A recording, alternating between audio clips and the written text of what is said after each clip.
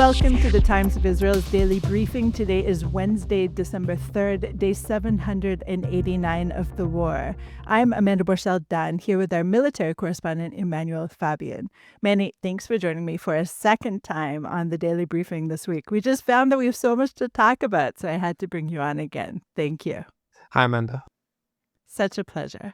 Israel announced this morning that it will reopen the Rafah crossing in the coming days for the exit of Palestinians into Egypt. We'll learn about this and what it could be signifying and what else is happening on the ground in Gaza. Now, as the Knesset debates a bill aiming to codify at least the expectations for Haredi or ultra-Orthodox conscription, the IDF has real manpower needs. So we'll learn about those as well.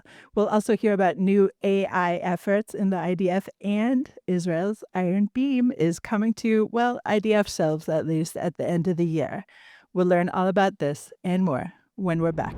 Over 2,000 years ago, the Hanukkah flame burned against all odds, a symbol of resilience and hope that still shines brightly today. Now, Israel once again turns to light, not just to remember, but to protect and rebuild. As the country rises from 2 years of war, the Technion's brightest minds are leading the way, revitalizing the economy, strengthening national security, and shaping a future full of promise. This Hanukkah, we honor the Technion minds who bring light to the darkness, in our labs, on our front lines, and in our hearts. May the light of innovation illuminate every corner of Israel, heralding a new era of strength and renewal.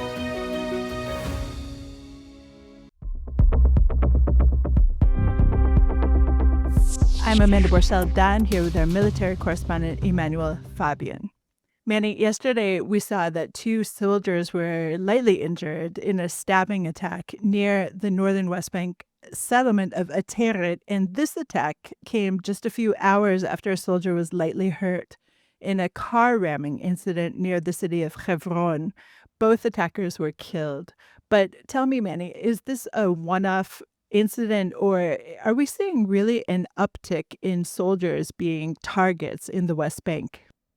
I don't think it's safe to call it an uptick yet. We have seen 2 attacks in a row within a few hours, both targeting soldiers in different areas of the West Bank. I'm not, sure it's a trend yet, but I do think at the same time, in some ways, I would say it's good news that it's soldiers coming under attack and not civilians, and I say that a little cynically. But the army has adjusted its deployments in the West Bank and also on other fronts where it wants to have the soldiers in front of the civilians and not the civilians in front of the soldiers. So in the case near Ateret, near the settlement, this suspect had approached the settlement and the soldiers stopped him and questioned him, and then during the questioning he attacked the soldiers and stabbed them before he was shot dead. In that case, if the soldiers weren't there, then the suspect would have, gone into the settlement and possibly attacked civilians there. So that's why the army is deployed in those areas. And similarly, the attack in the southern West Bank near Hebron, in that case, it was soldiers who are stationed at a major junction that leads to several settlements.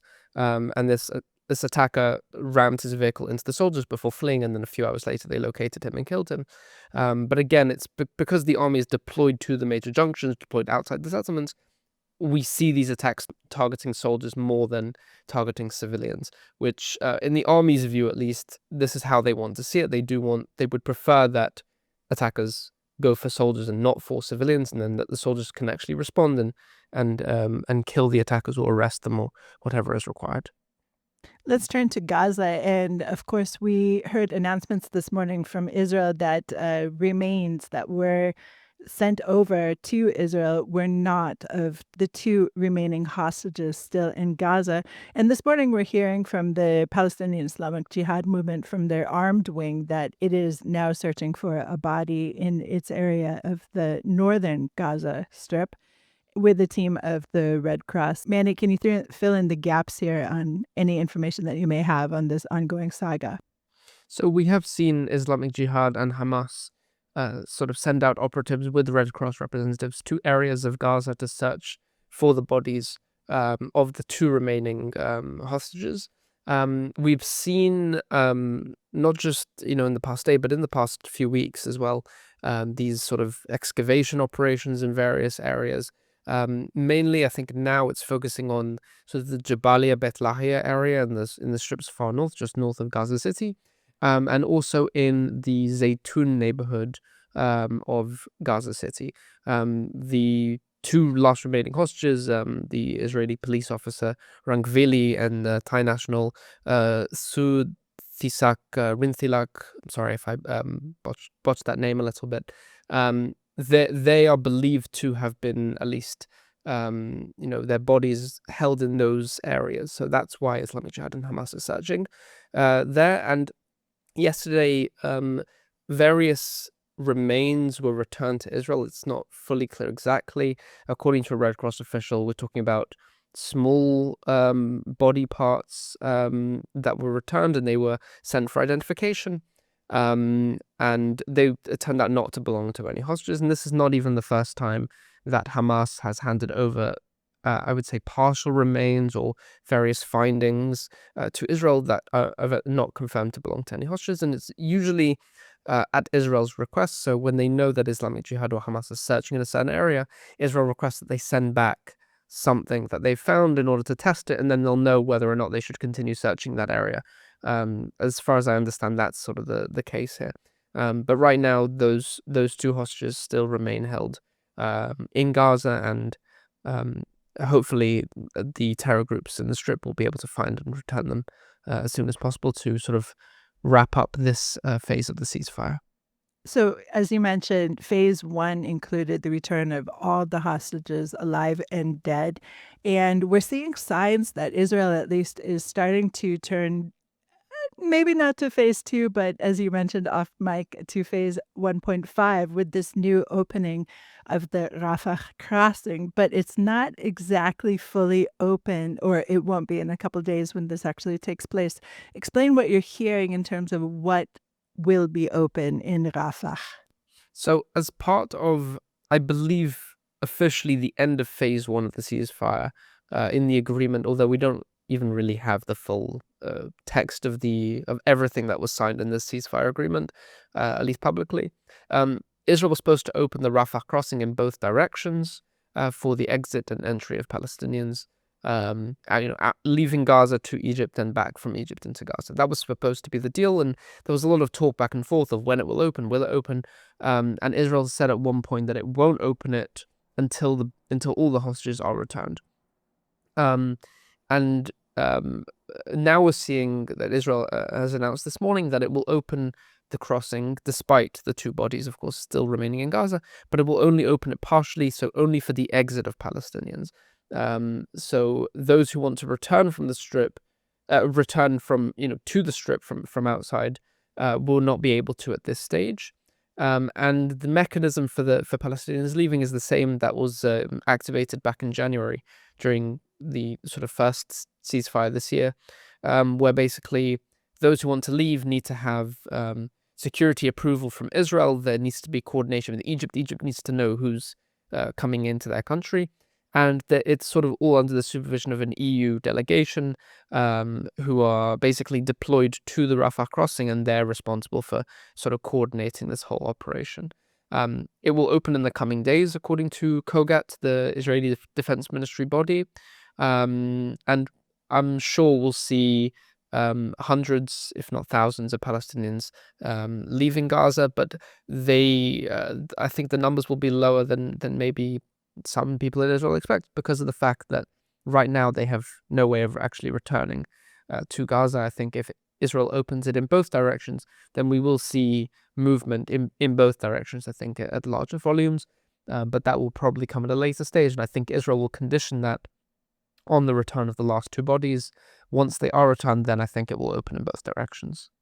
As you mentioned, there's only one way out right now, and that is to Egypt. And I would assume that Egypt, as well as participating in this reopening, and has some kind of security measures in place for all the people that are coming in. Do you know anything about this aspect yet, Manny? Not fine details, but I do know that Kogat said that they will be able to leave via Egypt with Egyptian coordination, meaning that the Egyptians are very much involved here. They'll need to know who's coming into their country, and how many and who they are, and all the details. And I'm sure Israeli intelligence bodies are sharing those details as well with the Egyptians. And like I said, Israeli security approval is required. So if a Hamas terrorist is seeking to leave, they won't be allowed to. Their name will show up on Israeli systems, and Israel will deny them requests to leave. And even I will note that back in January during the first ceasefire, there were several cases of Hamas officials trying to leave with their family members. They sent requests to the Israelis, and Israel denied their requests because of course, they're members of Hamas. Israel at this stage doesn't want them to leave, although there's a lot of talk about deporting Hamas members to other countries as part of some sort of later phase of the deal, but we're not talking about that right now. All right, let's get to a short break. 3 million Israelis are dealing with trauma since October 7th. To help Israelis heal, Hadassah is there, with the largest rehabilitation center in Jerusalem, world-renowned medical centers, and youth villages. It's said, saving a life saves the world. Imagine helping millions. This is Hadassah, a life-changing force in Israel and the world.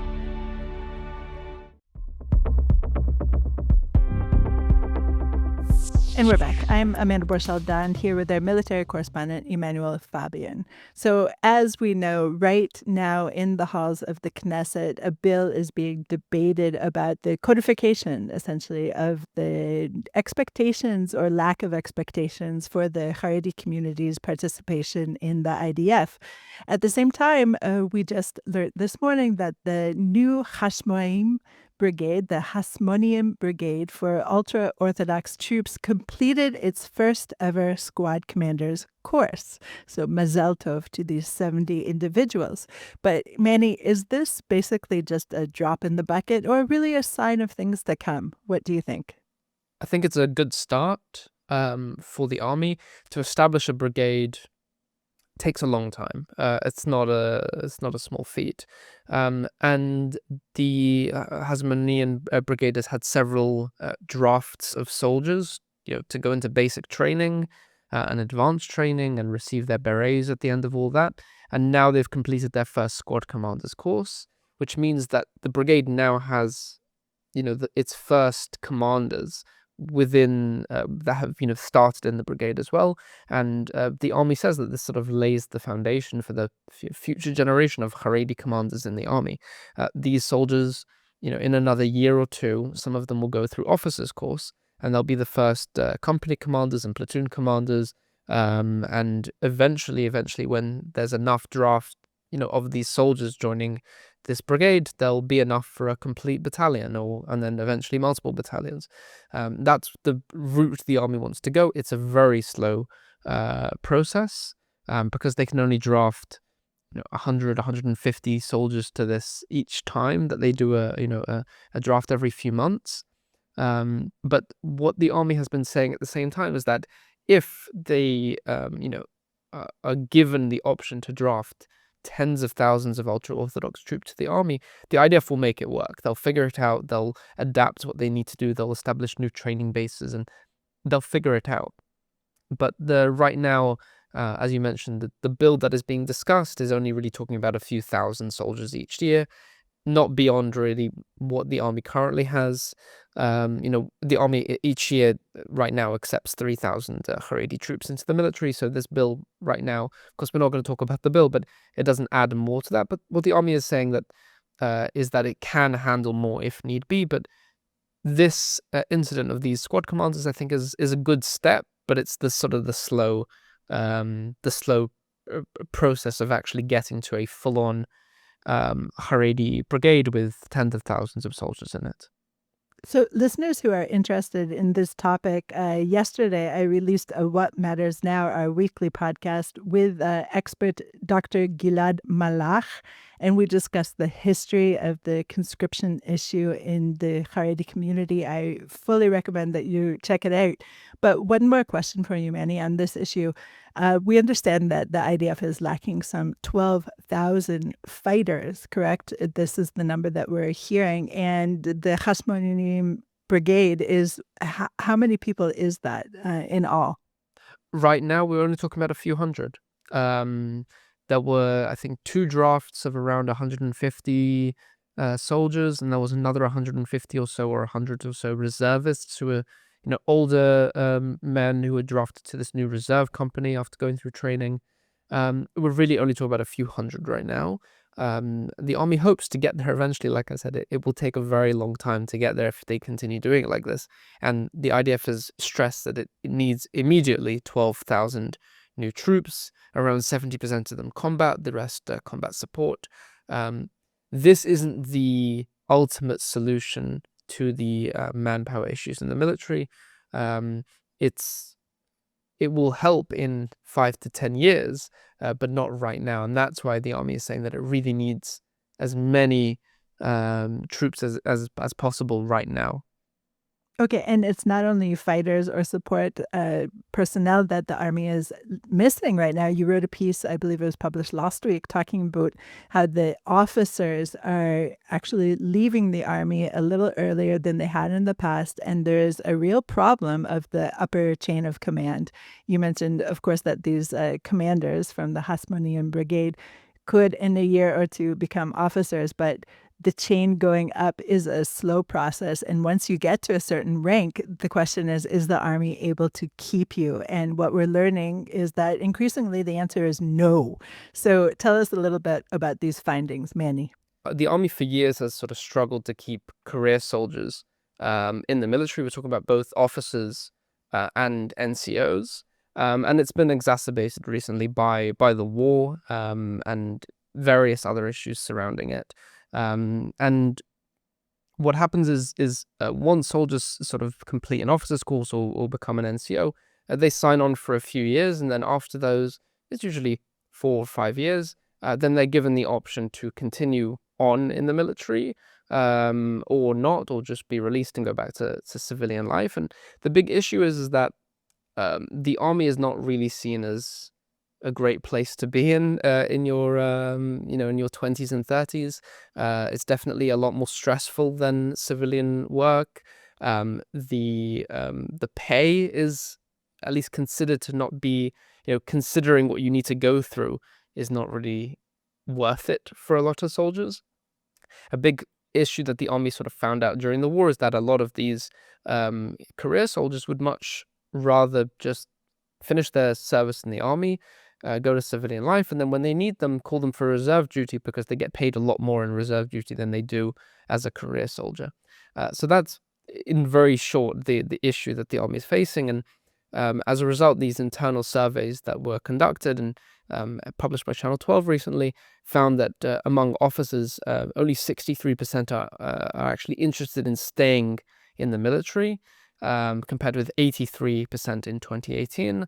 And among NCOs, it was even worse. Only at 37% of them want to stay in the military, compared with 58% in 2018. So it's a problem that has been ongoing for many years, but definitely has now gotten worse and worse. Last week, there was a meeting in the Knesset where senior officers basically told lawmakers that around 600 career soldiers, it's mainly between the ranks, I think, of like major to colonel, are seeking early retirement. And instead of continuing on and continuing their role, they want to just finish as quickly as possible. And to sort of bridge those gaps, what the army is having to do is to promote younger officers, the lieutenants and the captains, to those roles to sort of fill in the gaps. And they have much less experience and less time in the army. And that's definitely something that's not ideal for the military. And they gave all sorts of other numbers showing that they basically are missing hundreds of soldiers, according to the stats. It's around 1,300 officers at the ranks of lieutenant and captain, and 300 or so majors that the army just doesn't have right now. So they have to promote younger officers into those roles. And that's a big problem that's, I think, only going to get worse unless the army can recruit all these new soldiers, and then out of those 12,000 new soldiers, then, a few hundred of them will eventually become officers. And then that will hopefully fill in all the gaps.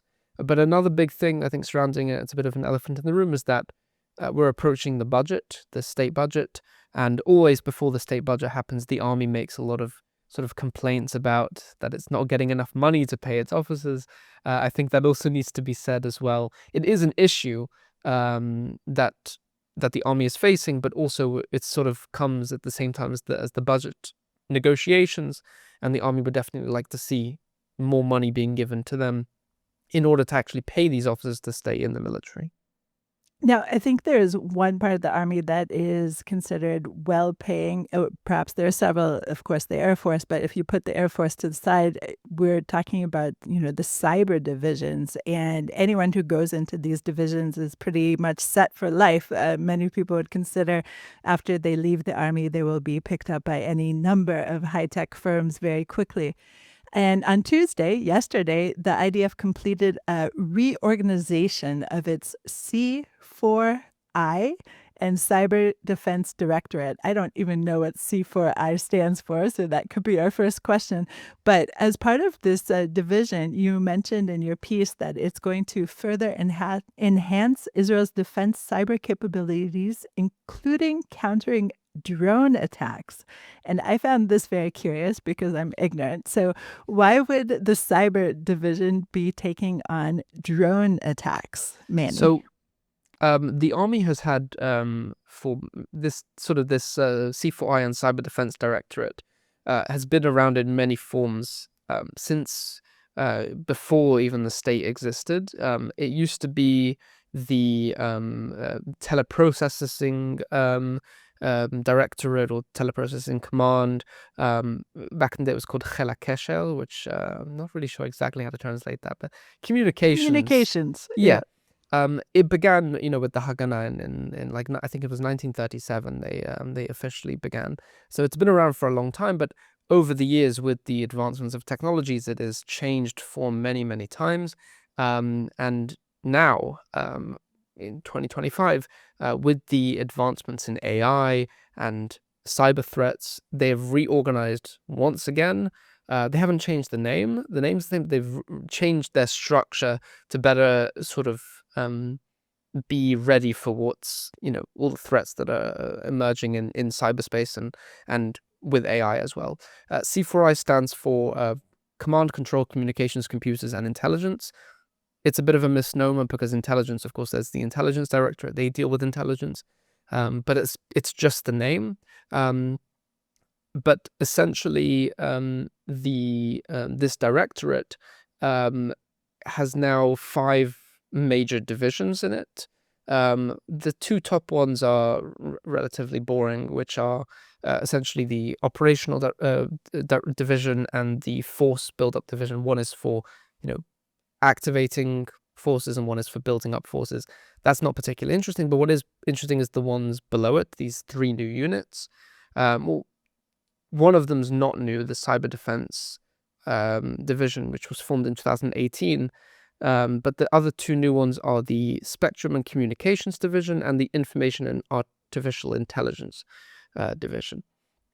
Spectrum is we're talking about the electromagnetic spectrum or radio waves.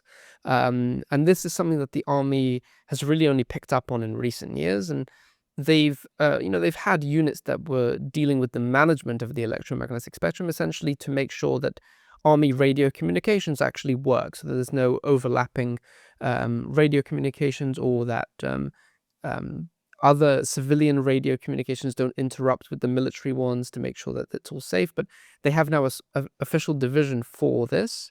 And in addition to management of the spectrum, the army has also realized that it can exploit it offensively.